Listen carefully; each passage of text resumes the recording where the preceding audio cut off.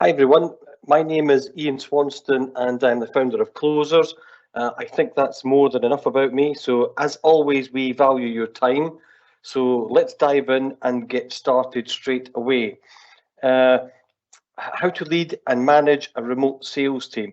I think the first thing that I would suggest would be that uh, in nearly every case, you're probably doing a lot of the things already that we're going to be suggesting on this call.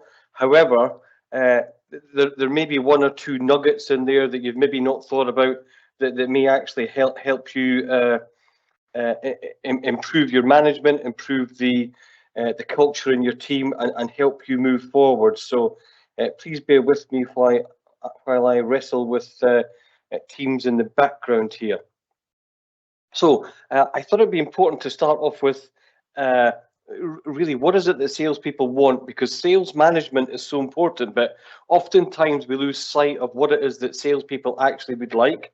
So I think there's four things that if you get these four things right from our experience, these can have a huge impact on lots of things, productivity, the tenure of your salespeople will increase. Obviously, there's going to be a big influence in the business results. So I think these things are super important. So number one, success. I think salespeople, I know salespeople, in fact, want to work in a successful environment. Nobody wants to come to work every day wading through treacle. There's absolutely no enjoyment in toil whatsoever. So I think it's on us as leaders to make sure, as well as we can do, that we're creating a successful environment.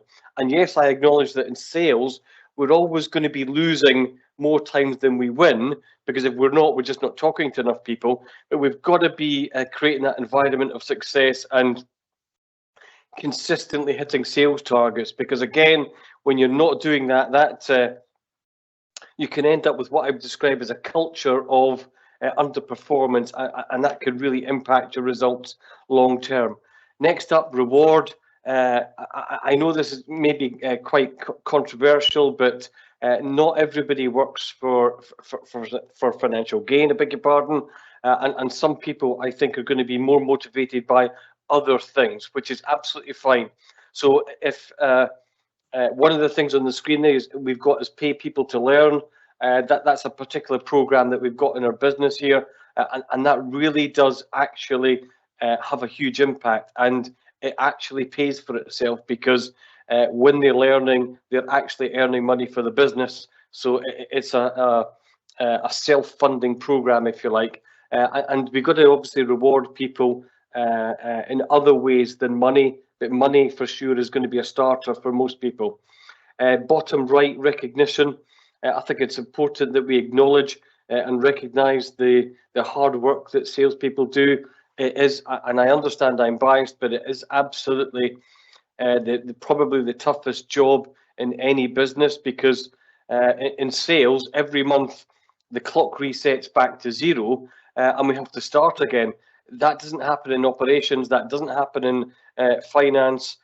In sales, every single month we go back to zero and we have to start again. And we are only as good as our last month. So I think it's important to recognize people. In some cases, you're not going to be able to link success with progression in terms of any form of promotion. I totally understand that, but there are other ways where you can acknowledge people and recognize that they are doing a fantastic job. And also, I think peer recognition as well. People want to be admired and recognized by their peers, not just the leadership team. So I absolutely believe that's important. And the last one there, people want to work with other smart people. They don't want to work with people who are. I seen something on LinkedIn the other day, and someone was talking about drains and radiators. And a drain is somebody who comes in and sucks the life out of the room, and the radiator is somebody who actually is effusing energy everywhere. And it's much more than that. But people want to work with smart people. They want to work in a culture where those smart people and they're learning. And I think it's really important that one person in isolation is going to very quickly burn out in our experience. One high performer in isolation will very quickly burn out, and the minute that they burn out, they're mentally leaving the building, which isn't good for anybody. So sales management, it's so important. It's become much harder. The average tenure for a sales manager is down to 17 months. So for me, if a sales manager is struggling, right, during that 17-month period, I would suggest that it's the onus is on the business to actually step in and help them, not stand by and see them struggle just because they've got a title of a manager next to them. Many people are managers because they were promoted from being the best salesperson. The skill set that's required to be a great salesperson is very different to the skill set required to be a great sales manager. And I think in many ways we sell managers short by not supporting them, not providing the necessary education that they would need and to help them move forward. So next up, hoping that. So first thing I would suggest that we all do, and I'm sure that there are people groaning at the sight of this word vision. I would suggest that this is the most important thing, because without a vision, what's going to happen is that people don't know where they're going. At best, they're going to be going in a different direction. At worst, they're going to be completely disillusioned. It's up to us as sales managers, as sales leaders, to actually provide that vision of where we want them to be and what we want them to be achieving in the next 2 to 3 years. Not so long ago, I would suggest that 2 to 3 years was a long time. Maybe that figure needs to be revised, because the world and sales is changing very quickly at the moment.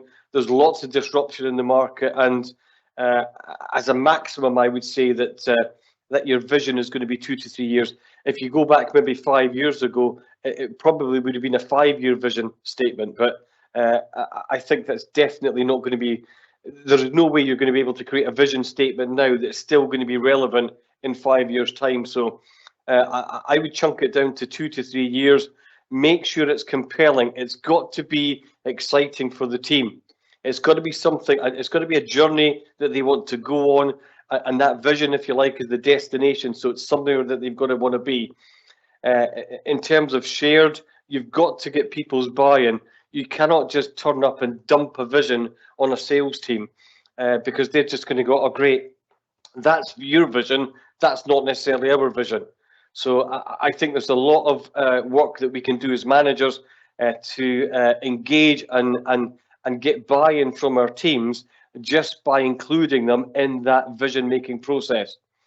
And the last one there, and I'm amazed how many companies have not twigged how important number 3 is on the screen, linking results and the vision and progress towards the vision, linking it to the personal goals of the salespeople. So people do not turn up at work to provide additional shareholder value. Salespeople do not turn up at work to put additional funds via profits in the founders' pockets. That's not what makes them get out of bed.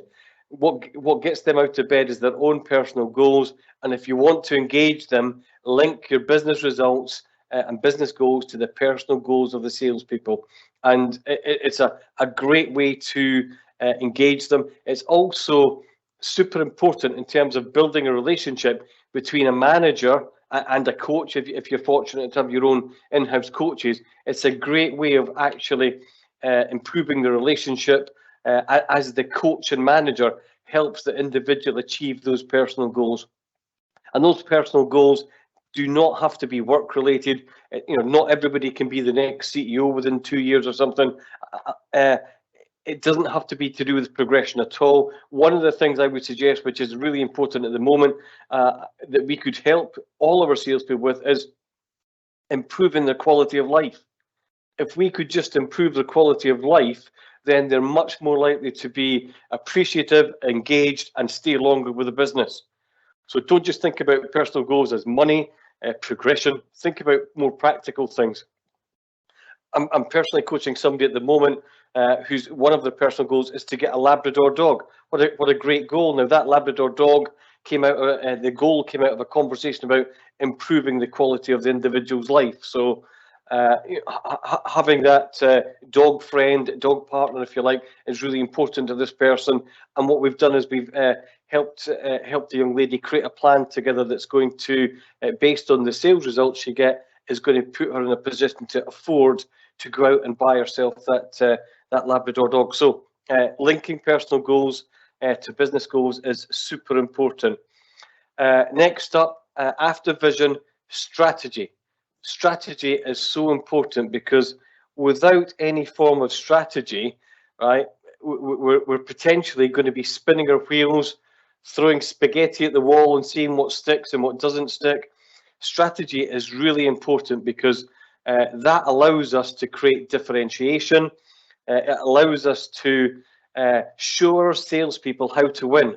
Now, if we as a sales manager and as a sales leader cannot show our salespeople how to win, why would they stay with us? Why would they get out of bed in the morning and come to work if we cannot show them how to win? So I'm not saying that you need to be salesperson of the year, but what we have to do is we have to be, as a manager, we have to be able to do the simple things like pick up the phone. We have to be able to do the simple things like set appointments. We have to be able to send compelling emails. There's lots of things where we can show them how to win, and unless we can do that and lead by example, then I'm sorry that I think you're always going to struggle. And if I just move back slightly to differentiate, if you fail to differentiate your products and services, then what's going to happen is that your customers will differentiate them for you, and they're going to choose the one thing that you don't want to choose to differentiate, and that's price. So if your salespeople are being struggling on price and getting beaten up for discounts, it's because the prospects don't see any difference between your value proposition and the competition's value proposition. And that is so important. If there's no difference, they're going to choose the lowest price. Why would they pay more for something that they perceive to be the same? And differentiation, as a service company ourselves, I totally understand how difficult it is to create any form of differentiation as a service company. However, it absolutely is possible, and you should never give up trying. Differentiation is so important as part of your strategy. Just moving on, differentiation, show them how to win, and then we need to show them how to win more often. So show them how to scale up their sales, because every salesperson is busy, but not every salesperson is effective. So it's our duty as the sales manager and the leader, it's our job to show them not just how to win, but how to win lots and lots and lots of times, how to repeat that success time after time after time. And unless we can, again, forgive me for repeating myself, unless we can lead by example as a sales manager, I can tell you, salespeople are a tough crowd. They're a tough audience. They don't, and that's not a criticism. They're a tough audience. They are very demanding, and I always say to sales managers, you can do 99 things right in 1 week, and the one thing you do wrong in that week, the team's going to remember. They won't remember the 99 things you did right. It's the one thing that you did wrong. And we've got to make sure that we're, again, leading by example, putting our best foot forward, and at all times we're showing them, be a product of the product. If you want them to be great, you've got to be great yourself. You cannot expect salespeople to pick up the phone and make a cold call if you're not prepared to pick up the phone and make a cold call. Why? How in any way, shape or form would that motivate them? If you cannot do simple things, and it's not just about picking up the telephone, there's dozens of ways that we should be leading by example that are super important. After strategy comes planning, and if I could just recap, vision is where we want to go to, strategy is how we're going to get there, and planning then is the roadmap that we follow to actually reach that vision. So let me just repeat that. The vision is where you want to go. The strategy is how you're going to get there.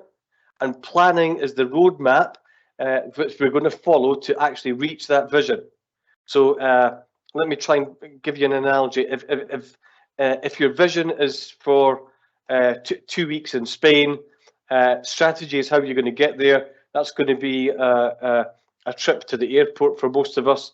And planning is that roadmap of, well, okay, what are the things that we need to do? We need to book we need to book accommodation, we need to book flights, we need to sort out times, we need to sort out transport to the airport, transport from the airport at the other end.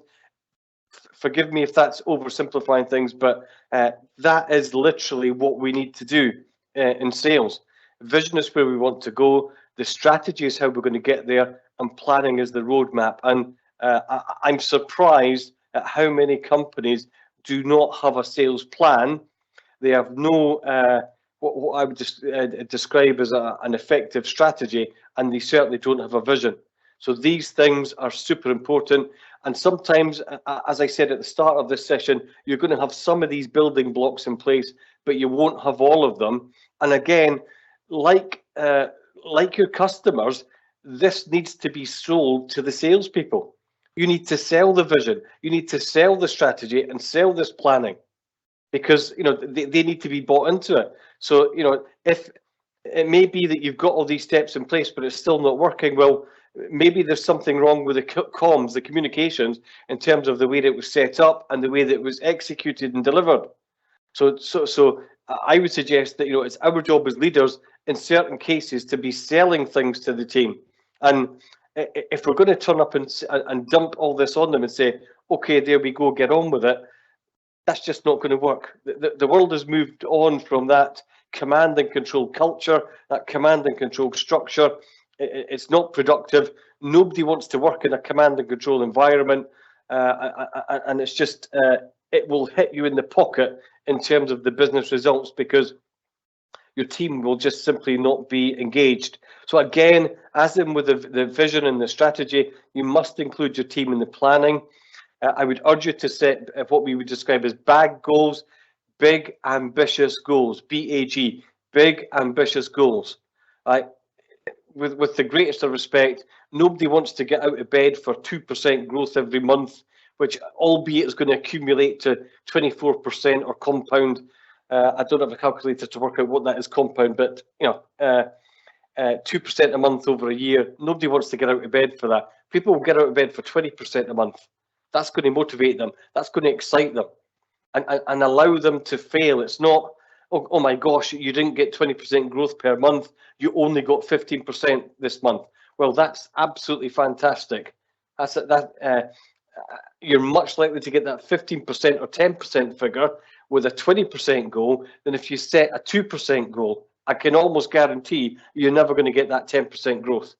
So don't be frightened to set those big, ambitious goals. And if you're in any way struggling with this, I would suggest that you look up the OKR framework, Objectives and Key Results. It's a business goal setting framework that lots and lots of companies have used. Lots and lots of companies that are successful have used that framework.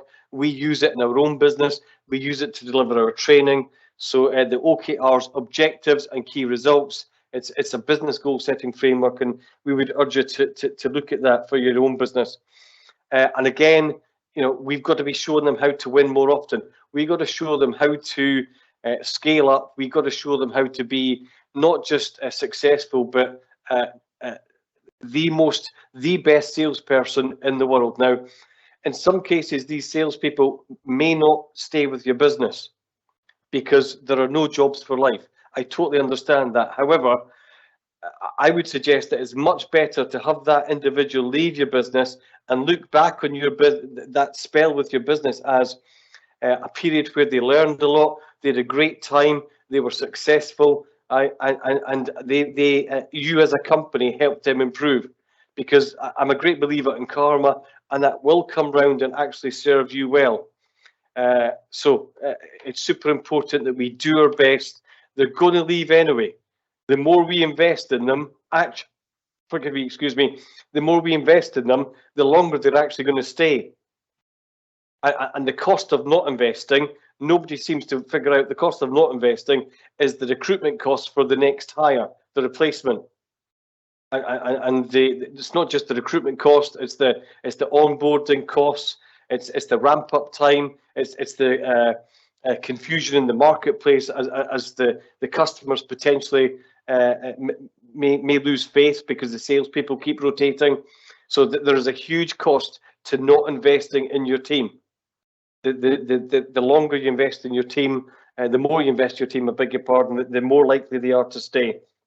Ironically, the less you invest your team, the more likely the underperformers are going to stay. So it's a funny thing. The more you invest in your team, the top performers are going to stay longer. The least you invest in your team, the underperformers are going to stay longer. And if you could just think that through, that's not a recipe for success. Coaching. So obviously, as a training and coaching company, we would urge you to do your best to establish a coaching culture within your business. You don't have to use us. There's lots of great coaches out there. I would encourage the coaching preferably should be done in-house.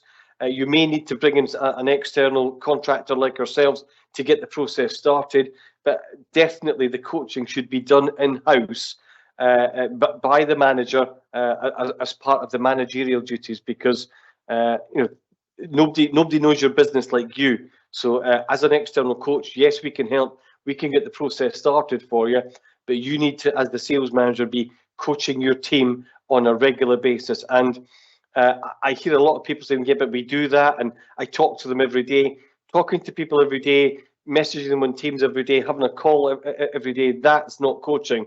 It needs a structure.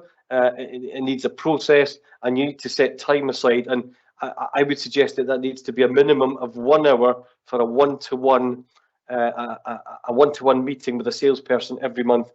If you're not sure of the format and the structure and would like to are interested in learning more, you can go to the Klozers website, www.klozers.com, and you can download our sales performance review template, which gives you the actual coaching template that we use for all of our clients. So it's under the resources tab on the website, and it's called Sales Performance Review. And just to maybe make a note there, it's a sales performance review. That is not the same as a performance improvement plan, a PIP. A PIP is typically something that you're going to put somebody on, right, as who's underperforming, and you potentially are managing them out the door. Our sales performance review is not that. It's the opposite of that. It's a way to coach them and improve them on a regular basis. So feel free to download that template from our website. Dedicated one-to-ones every month, 50-minute one-to-one. Use the template that's on the website, and the salespeople. It's amazing the response we get from salespeople when we start to introduce that, because they feel really much more appreciated, they feel much more valued, and they like that dedicated one-to-one time. Most people equate a performance review to the pay rise. So a secondary benefit would be that when you start to do a dedicated performance review every month, it completely removes that link to the perceived link between the performance review and a pay rise.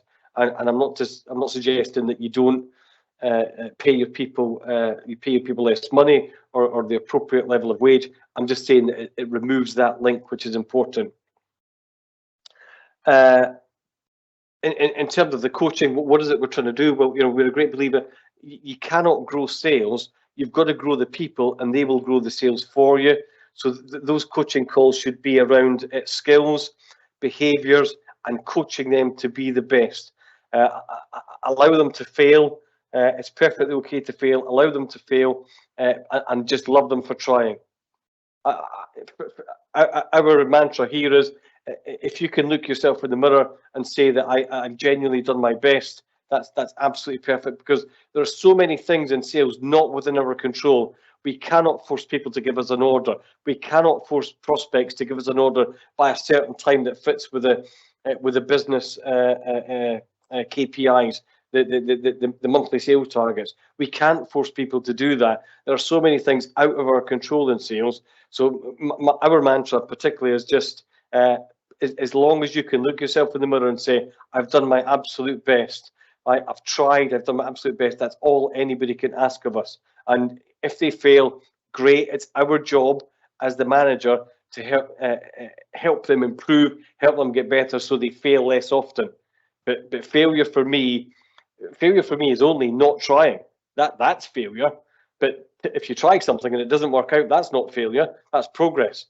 That's fantastic as far as we're concerned. So, and I get, if you're listening into this and you've got a sales target for the business, I get this is difficult. I get it that you've got a target. You've maybe got investors bearing down on you. However, typically the way that is, if it's not been, the way you've been managing and leading your team up until now, if you've been knocking the ball out the park, carry on.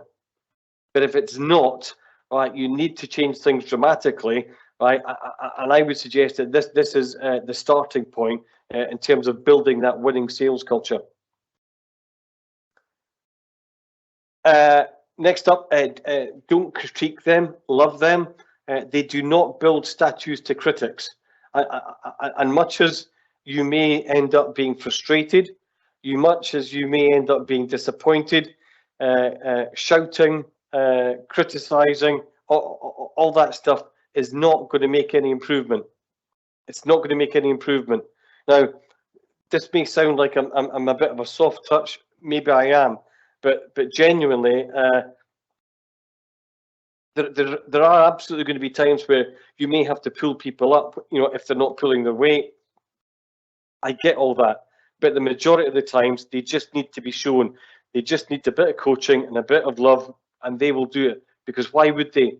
Nobody gets up in the morning and thinks, I'm going to go to work today and really mess things up. Nobody does that. They go to work, stuff happens, and they don't have a great day. It's our job to create that environment where they absolutely do, they absolutely are as successful as they can be. So just remember, they don't build statues to critics. When we're having conversations, I often use the analogy of a knife. And I'm not sure if you can see, I'm not sure which camera I'm on here, but if you can imagine a knife blade, if you hold your hand up, and the top of if you hold your hand vertically, the top of your hand would be the blade. If you can imagine, when we're talking to salespeople, if you take your right hand, this is probably not going to work great on the camera, but if you take your right hand, if you moved your right hand down at 45 degrees, you're going to sharpen the blade. When we criticize them, the right hand is then going to be at 90 degrees. It's going to be horizontal across the top of the blade, and it will blunt the blade. Think of every conversation you have. Are you sharpening the blade? Are you blunting the blade? And when we criticize them and say negative things to them, what then happens is we're dulling the blade, and that's just not. It's not a great environment. And sometimes we don't have to say anything. The people are smart, and they can tell if there's an atmosphere. They can absolutely tell if there's an atmosphere. So it's not just about what you say, it's about your actions as well. They're salespeople. They can read body language. They're smart people. So it's up to us to make sure that we are constantly sharpening the blade at every interaction with them. So next up, management. Obviously, there's an element of management in this. Forgive me, I think I've made a mistake on this one. So we've got to create a set of shared values. And once we've got those shared values, your team will live by them. So let me give you just a practical example of this. One particular team that we were working with a couple of years ago, they needed phone cover on a Saturday morning. And what happened was this particular salesperson, and it was rotated around the team who was going to be doing it. This particular salesperson for 2 months in a row had actually missed their Saturday morning, and what happened was that somebody else from the team had to cover for them. Now, the reason for this was because they didn't have a set of shared values. Nobody established what those values were, and values, if vision is where we want to go, values are the rules that we agree by which we're going to get there. So vision is where we want to go. Values are the rules that we're going to agree to abide by to get there.